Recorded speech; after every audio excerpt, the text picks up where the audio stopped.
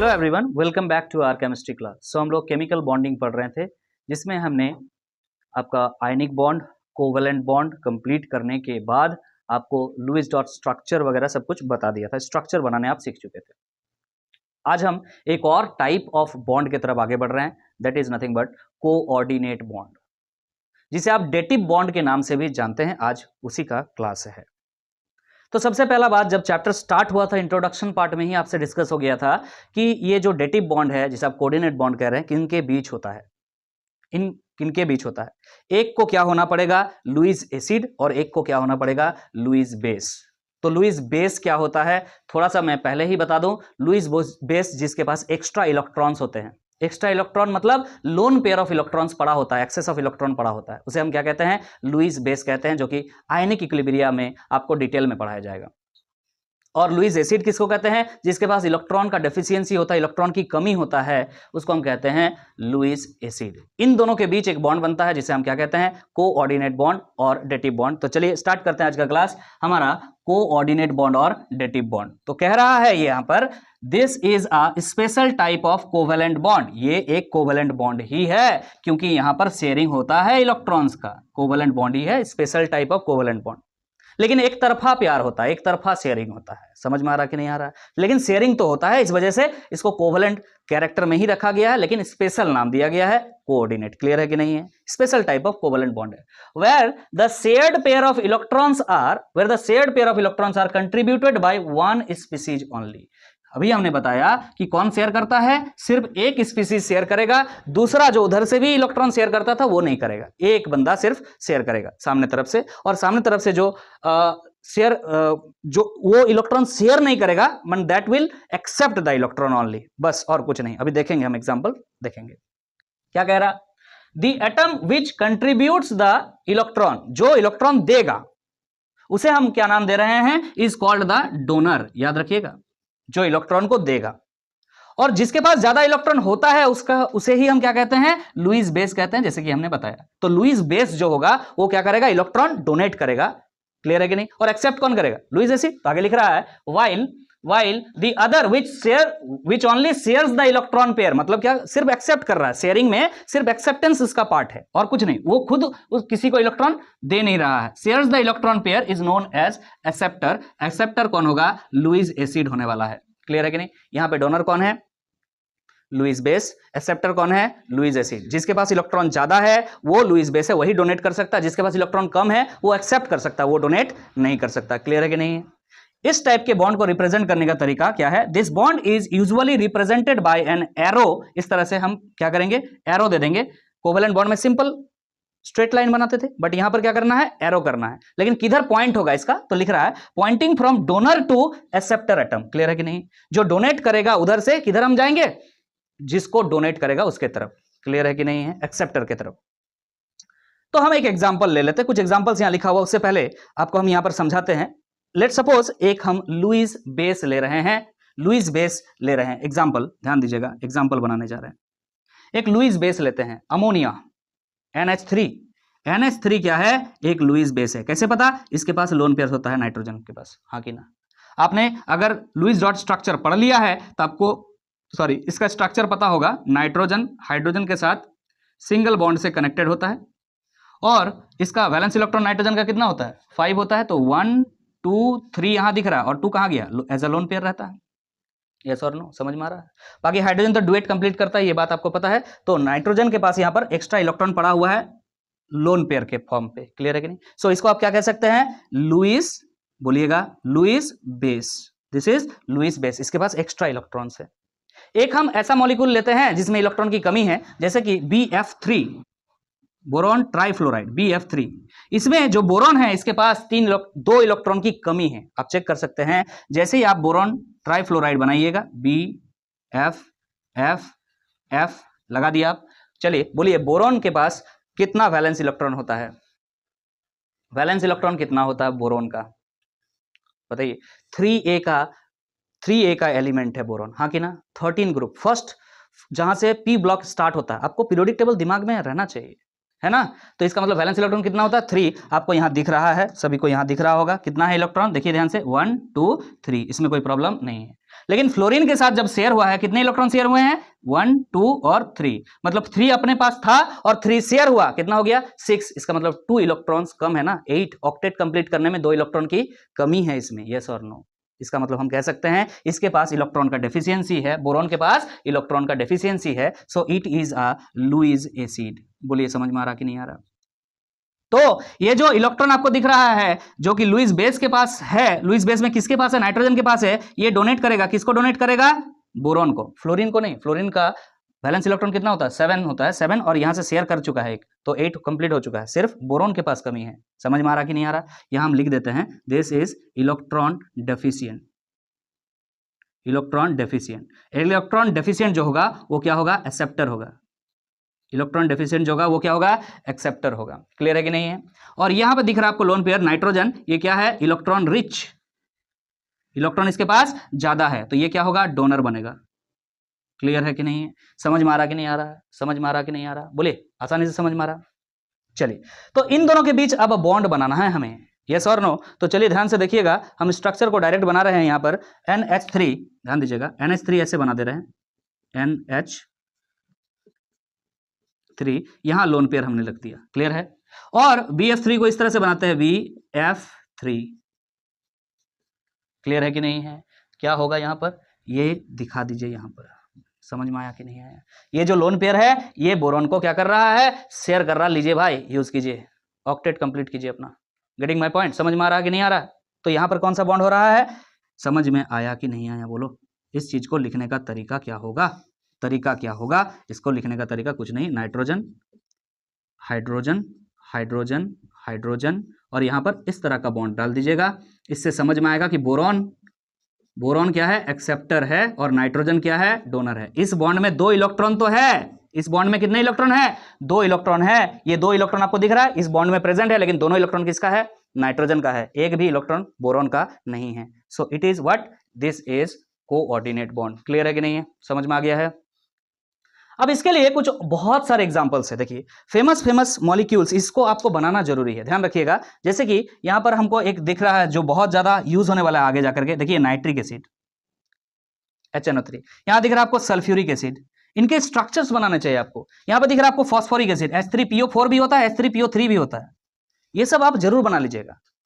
Clear है कि नहीं, जरूर से जरूर बना लीजिएगा। हम एक ऑर्गेनिक का एग्जाम्पल यहां दे रहे हैं, देखिएगा CH3NC लिखा हुआ है, आपने क्लास 10 में CN करके पढ़ा होगा, दैट इज साइनाइड, याद आ रहा है।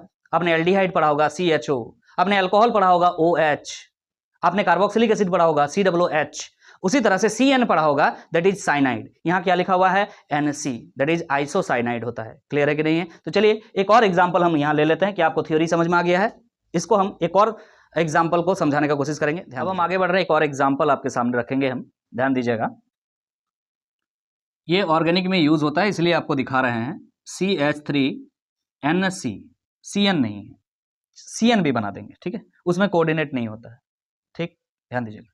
तो C कार्बन हो गया, देखो ध्यान से, कार्बन हो गया, कार्बन कितना बॉन्ड बनाता है 4, 1 2 3 4, आसान तरीके से बना रहे हैं, बहुत ज्यादा लुईस डॉट स्ट्रक्चर का यूज नहीं करने जा रहे हैं।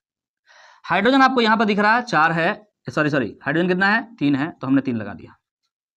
यहां पर दिख रहा है नाइट्रोजन, नाइट्रोजन के साथ किसका कनेक्शन होगा, कार्बन का, ओके, और फिर ये कार्बन का कनेक्शन होगा नाइट्रोजन के साथ। बोलो समझ में आ रहा कि नहीं आ रहा है। लेकिन ये जो कार्बन है, कार्बन तो हमेशा 4 बॉन्ड बनाता है, maximum covalency of the carbon is 4, so nitrogen के साथ और एक बॉन्ड बना लिया मान लो, तब भी पेट भरेगा क्या इसका, अरे वैलेंस इलेक्ट्रॉन कितना होता है इसके पास, बताओ ना जरा फटाफट, 4 होता ना सर। तो यहां दिख रहा है 1 2 3 4, हाँ कि ना, और इसके साथ 2 शेयर हो गया मान लो, समझ में आ रहा कि नहीं आ रहा। तो कितना हो गया 6, अभी भी 2 इलेक्ट्रॉन की कमी होता है। ये 2 इलेक्ट्रॉन पूरा कौन करता है, अरे नाइट्रोजन के पास होता है लोन पेयर, ये दिख रहा है लोन पेयर, नाइट्रोजन के पास होता है लोन पेयर, ये लोन पेयर है ना, इस वजह से क्या करता है, ये दोनों इलेक्ट्रॉन को कार्बन को डोनेट कर देता है। समझा कि नहीं समझा। Carbon is not sharing its electron to nitrogen, but nitrogen is sharing it lone pair electron to carbon. समझ में आ रहा है यहाँ पर, मजेदार चीज। अब देखो ध्यान से, अब यहां पर कितना इलेक्ट्रॉन नाइट्रोजन के पास है, देखो 1 2 3 4, यहाँ पर 5, बैलेंस इलेक्ट्रॉन 5 होता है कि नहीं होता है, नाइट्रोजन का 5 होता है, 5 है, टोटल 8 इलेक्ट्रॉन ऑक्टेट कंप्लीट हो रहा है नहीं, चेक करो, 1 2 3 4 5 है, 6 7 और यहां से कार्बन से भी देख लिया है 8 ऑक्टेट कंप्लीट है। लाइफ इसका झिंगा लाला पहले से है, बस इसको हेल्प कर दिया इस कार्बन को अपना इलेक्ट्रॉन डोनेट करके। बोलिए समझ में आया? लेकिन अगर आप यहां पर स्ट्रक्चर बनाने जाएंगे, देखिए ध्यान से, CH3CN, this is cyanide, this is isocyanide. CH3 मतलब मिथाइल होता है बच्चा, ठीक है, इतना तो जानते हो, यस और नो? नहीं जानते हो तो कोई बात नहीं, ऑर्गेनिक पढ़ाएंगे तो समझेंगे। मिथाइल आइसोसाइनाइड है, isocyanide, okay, and this is methyl cyanide. CH3CN जो आपको दिख रहा है, this is methyl cyanide, methyl cyanide, ठीक है, मिथाइल आइसोसाइनाइड हो गया और मिथाइल आइसोसाइनाइड हो गया। सॉरी, ये आइसोसाइनाइड है, वो साइनाइड है, CN लिखा हुआ। तो इसमें बॉन्ड कैसे बनता है? तो कार्बन में 3 हाइड्रोजन पहले चुपचाप लगा दो, हाइड्रोजन तो डुएट कंप्लीट करता है कार्बन के साथ, तो हो गया, देखो ध्यान से, 3 बॉन्ड 3 इलेक्ट्रॉन कार्बन के यहां लिखा हुआ, 1 इलेक्ट्रॉन यहां लिखेंगे, इसके साथ बॉन्ड बनाएंगे, किसका बॉन्ड बनाएंगे? कार्बन का बॉन्ड बन गया, यस और नो? नाइट्रोजन है, उसके बाद नाइट्रोजन के साथ बॉन्ड बना दिए, ठीक है। नाइट्रोजन में कितने इलेक्ट्रॉन? 5, तो यहां पर 1 लिखा हुआ है, 1 2 3 4 5। बोलिए क्लियर है कि नहीं? यहां पर क्लियर है। कार्बन का कितना इलेक्ट्रॉन, वैलेंस इलेक्ट्रॉन? 4, तो यहां देखिएगा 1 2 3 4। बोलिए क्लियर है कि नहीं? अरे समझ में आ रहा कि नहीं आ रहा है? बोलो हाँ कि ना, समझ में आ रहा है? बाबू ऑक्टेट कंप्लीट करना है, किसी का भी ऑक्टेट कंप्लीट है? 1 2 3 4 5 6 हो रहा, नहीं हो रहा, तो इसको क्या करेगा? इस बॉन्ड को यहाँ पर लोन पेयर, आपको अगर लुईस डॉट स्ट्रक्चर पता है, अगर उस वीडियो को देख के आए हैं तो आपको समझ में आ रहा होगा, लोन पेयर को हम बॉन्ड बनाने में भी यूज करते हैं। सो हियर यहाँ पर क्या हो जाएगा बच्चा? ना CH सिंगल बॉन्ड कार्बन, यहाँ डबल बॉन्ड नाइट्रोजन हो जाएगा, 1 2 3 4 5 6। हाँ अरे सर, नाइट्रोजन के पास 5 ही वैलेंस इलेक्ट्रॉन होता है ना, 6 होता है? 5 होता है, लेकिन 6 दिख रहा है ना, लेकिन शांति में है कि नहीं, ये तो देखना है तुम्हें, शांति में है कि नहीं। देखो 8 हो गया टोटल, जोड़ो, 1 2 3 4 5 6 7 8, ऑक्टेट कंप्लीट है। इस कार्बन का ऑक्टेट कंप्लीट है क्या? चेक करना होगा, चेक करना होगा। 1 2, यहाँ पर 3 है, यहाँ पर 4 है, यहाँ पर 5 है, यहाँ पर 6 है। सर कम है, हाँ कि ना? बोलो कम है कि नहीं है? इस कार्बन के पास क्या है? बोलो कमी है। क्लियर, पता चल रहा है कमी है। कमी का मतलब होता है प्लस, और इस पे पास ज्यादा आ गया था, 5 होना चाहिए था, लेकिन 6 है, दिख रहा ना, 1 2 3 4 5 6, मतलब होता है ज्यादा। ज्यादा मतलब होता है माइनस चार्ज, और कम मतलब होता है प्लस चार्ज। याद रखिएगा, जो साइनाइड बॉन्ड होता है ना, साइनाइड जो बॉन्ड होता है ना, वो कोवेलेंट तो दिख रहा होता है, लेकिन होता एक्चुअली में आयनिक है, प्लस माइनस दिख रहा है। क्लियर है कि नहीं? क्यों? नाइट्रोजन में 5 वैलेंस इलेक्ट्रॉन होना चाहिए था, 6 लिखा हुआ है, तो एक एक्स्ट्रा इलेक्ट्रॉन के लिए माइनस। और कार्बन में कितना बॉन्ड होना चाहिए? 4 होना चाहिए, जो कि आपको क्या दिख रहा है? 3, मतलब एक कमी है इलेक्ट्रॉन का, यहां पर कर दिया आप प्लस। तो ये जो साइनाइड होता है ना, ये एक्चुअली में कौन सा बॉन्ड होता है? Ionic bond. CN के बीच क्या होता है? Ionic bond. और NC के बीच कौन सा बॉन्ड होता है? Coordinate bond. याद रखिएगा, बहुत ज्यादा यूज होने वाला है। कौन सा बॉन्ड ज्यादा मजबूत है? आयनिक बॉन्ड की कोऑर्डिनेट बॉन्ड। आयनिक बॉन्ड दुनिया का सबसे स्ट्रॉन्ग बॉन्ड क्या होगा? Ionic bond. क्लियर है कि नहीं है? समझ में आ रहा है कि नहीं आ रहा है? क्लियर है कि नहीं है? ये उससे कमजोर होता है, लेकिन इसका यूज है काफी ज्यादा। क्यों यूज है? कि कहीं कहीं हमको इस बॉन्ड को तोड़ना होता है, तो CN के जगह पे NC का यूज कर लेते हैं, तो बॉन्ड जल्दी टूटता है। यस और नो? तो ऑर्गेनिक जब पढ़ेंगे तो बहुत डिटेल में आपको समझ में आएगा। बाकी आपको समझ में आ गया है कि NC में कोऑर्डिनेट बॉन्ड था, जो कि आपको दिखाना था। इस लेक्चर का पर्पस ये था। क्लियर है कि नहीं है? अब हम कोऑर्डिनेट बॉन्ड के जो कैरेक्टरिस्टिक्स है उसको याद कर लेंगे, फिर हम क्लास को क्लोज करेंगे। आगे बढ़ रहे हैं, अब हम कैरेक्टरिस्टिक देखने जा रहे हैं कोऑर्डिनेट बॉन्ड का। यही सेक्शन सबसे इंपॉर्टेंट है, क्योंकि कंपैरिजन का सवाल आता है। मान लीजिए आपके पास एक कोवेलेंट कंपाउंड दे दिया जाता है, आयनिक कंपाउंड दे दिया जाता है, और कोऑर्डिनेट कंपाउंड दे दिया जाता है, और आपको कंपेयर करने के लिए बोला जाता है कुछ प्रॉपर्टीज। जैसे कि हमने यहाँ लिखा है characteristic of coordinate covalent compound, लिख सकते हैं covalent compound, coordinate covalent compound, special type of covalent compound है ये। तो पहला प्रॉपर्टी हम लिख रहे हैं यहाँ पर, ना melting point and boiling point are higher than purely covalent compounds and lower than purely ionic compounds. याद रखिएगा, इसका मिड में, बीच में जो है, इसका मेल्टिंग पॉइंट और बॉइलिंग पॉइंट रहता है। किसके बीच में? ना आयनिक कंपाउंड का सबसे ज्यादा और कोवेलेंट कंपाउंड का सबसे कम, और बीच में कौन है? कोऑर्डिनेट कंपाउंड का। क्लियर है कि नहीं? कोऑर्डिनेट कंपाउंड का बॉइलिंग पॉइंट और मेल्टिंग पॉइंट कोवेलेंट से ज्यादा होता है, बट आयनिक से कम होता है। आयनिक का सबसे ज्यादा होता है ना, इलेक्ट्रोस्टैटिक फोर्स ऑफ अट्रैक्शन होता है दो आयंस के बीच में, कैटायन और आयन के बीच में, इस वजह से। तो आगे बात कर रहे हैं, क्या लिख रहा है, these are sparingly soluble in polar solvents like water. यहां कह रहा है कि ये जो मॉलिक्यूल्स होते हैं वो पोलर सॉल्वेंट्स में घुलते हैं बट कम घुलते हैं, स्ट्रांगली सॉल्यूबल नहीं है, रैपिडली सॉल्यूबल नहीं है, आसानी से नहीं घुलते हैं, मतलब आराम से थोड़ा सा पानी में मान लीजिए कोऑर्डिनेट कंपाउंड को डाल दिए तो आराम से धीरे धीरे धीरे धीरे घुलेगा। जैसे कि आप अगर NaCl को डाले वाटर में, फटाक से घुल जाता है ना, दैट इज आयनिक कंपाउंड, आराम से सॉल्यूबल होता है। आपने पढ़ा होगा कोवेलेंट कंपाउंड बहुत टाइम लगता है, लेकिन उससे थोड़ा कम टाइम लगता है इसमें। फिर कह रहे हैं, क्या कह रहे हैं, कोवेलेंट को सबसे ज्यादा टाइम लगेगा पोलर में घुलने में, नहीं है घुलेगा आप कह सकते हो। पोलर में कौन घुलता है, जो पोलर होता है। पोलर कौन होता है, आयनिक कंपाउंड्स पोलर होते हैं, लेकिन जो कोवेलेंट कंपाउंड्स होते हैं वो क्या होते हैं, नॉन पोलर, इसलिए किसमें घुलते हैं, वो नॉन पोलर में घुलते हैं। लेकिन यहां पर बीच का बात हो रहा है ना ये प्योर कोवेलेंट है ना ये आयनिक है, तो क्या होता है, स्पेरिंगली सॉल्यूबल, मतलब पार्शियली सॉल्यूबल है, हल्का फुल्का घुलता है। क्लियर है कि नहीं है। और अच्छा से किसमें घुलेगा, नॉन पोलर में। तो लिख रहा है बट रैपिडली, या लिखा हुआ but radially soluble in non polar solvent. अरे बेंजीन जैसे नॉन पोलर सॉल्वेंट होता है ना, तो बेंजीन में तुम घोलो कोऑर्डिनेट कंपाउंड को, फटाक से घुल जाएगा, लेकिन पानी में घोलने जाओगे तो धीरे धीरे घुलेगा। लेकिन यही जगह पर अगर कोवेलेंट, प्योर कोवेलेंट रहता तो नहीं ही घुलता। क्लियर है कि नहीं है, समझ में आ रहा है। आगे बात करते हैं। लाइक कोवेलेंट कंपाउंड्स, जैसे कि कोवेलेंट कंपाउंड्स में हमने देखा है, these are also bad conductors of electricity. भाई गुड कंडक्टर ऑफ इलेक्ट्रिसिटी क्या होता है, आयनिक कंपाउंड्स। लेकिन आयनिक कंपाउंड सॉलिड स्टेट में नहीं होता है, जब उसको आप मोल्टन स्टेट या एक्वस स्टेट मतलब घोल देते हैं तभी कंडक्ट करता है इलेक्ट्रिसिटी का। लेकिन कोवेलेंट कंपाउंड को पानी में घोलो या कुछ करो, समझ में आ रहा, पानी में तो घुलेगा नहीं, सबसे पहला बात। पोलर में नहीं घुलेगा, नॉन पोलर में घुलेगा, तो वो सॉल्यूबल, मतलब घोल भी दोगे तो भी कंडक्टर ऑफ इलेक्ट्रिसिटी नहीं है, बैड कंडक्टर ऑफ इलेक्ट्रिसिटी। आप कह सकते हैं इंसुलेटर है। क्लियर है कि नहीं। अब एक्सेप्शन है ग्रेफाइट, ये सब बात हो चुका है ऑलरेडी। वो क्या है, आपका कोवेलेंट कंपाउंड ही है। ग्रेफाइट जो है कार्बन से बना है, कोवेलेंट बॉन्ड होता है सभी के बीच में, सभी कार्बन के बीच में, लेकिन स्टिल क्या होता है, उसमें इलेक्ट्रिसिटी कंडक्ट करता है। उसके पीछे रीजन अलग है कि उसमें फ्री इलेक्ट्रॉन्स जो है एक लेयर से दूसरे लेयर में जंप करके जाता है, उसका स्ट्रक्चर उसका रिस्पॉन्सिबल होता है। वो सब बातें हो चुका है। लेकिन अगर डायरेक्टली आपसे जनरली पूछे तो कंडक्टर ऑफ इलेक्ट्रिसिटी है कि नहीं कोऑर्डिनेट कंपाउंड, बोलेंगे नहीं है। क्लियर है कि नहीं, समझ में आ रहा कि नहीं आ रहा। आगे बात कर रहा है, ऐसा क्यों होता है। लिख रहा है their solutions or fused masses do not allow the passage of electricity.